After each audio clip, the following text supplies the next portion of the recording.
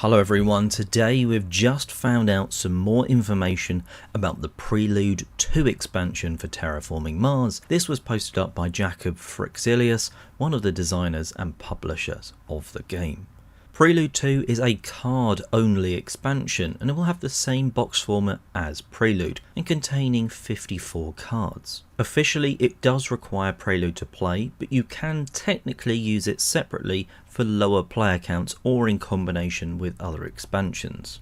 The design goals for Prelude 2 were more preludes, preludes with abilities, expansion preludes, cross-expansion projects, and support the expansions with interesting projects. Here's one thing that I think a lot of people are going to be very interested to know: how much of the content can I use with certain expansions, which ones need certain expansions to be in place. So basically, how many cards am I actually going to get to use if I don't want to use those expansions? If you play with all of the expansions, Venus, Colonies and Turmoil, you'll use all of the new cards. That's 5 corporations, 25 prelude cards and 24 project cards. If you only use Venus, you'll reduce that slightly. You'll still have 5 corporations, but you'll only use 19 of the 25 prelude cards and 7 of the 24 project cards. Using only colonies, you'll still be able to use the 5 corporations, 19 of the prelude cards, but only 3 of the project cards.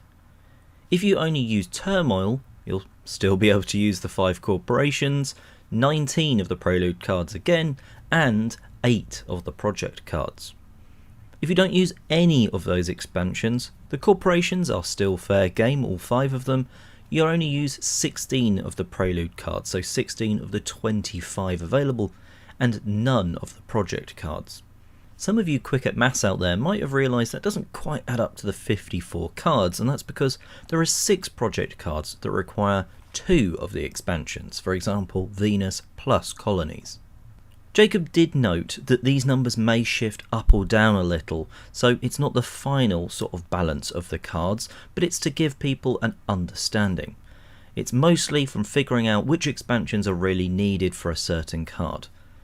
An example of this is a card having a certain function, but also giving you an immediate kickback of mega credits depending on your number of colonies. Therefore, you'd kind of want or need the colonies expansion for it to be worthy.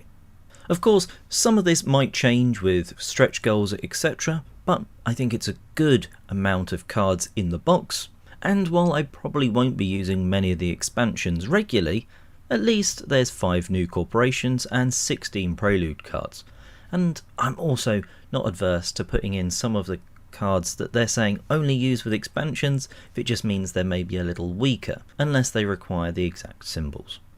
But there you have it. That's the new news we had on Prelude 2. Are you more excited or less excited now you've heard this? Let us know in the comment section below. Until next time, have a terraformingly good day.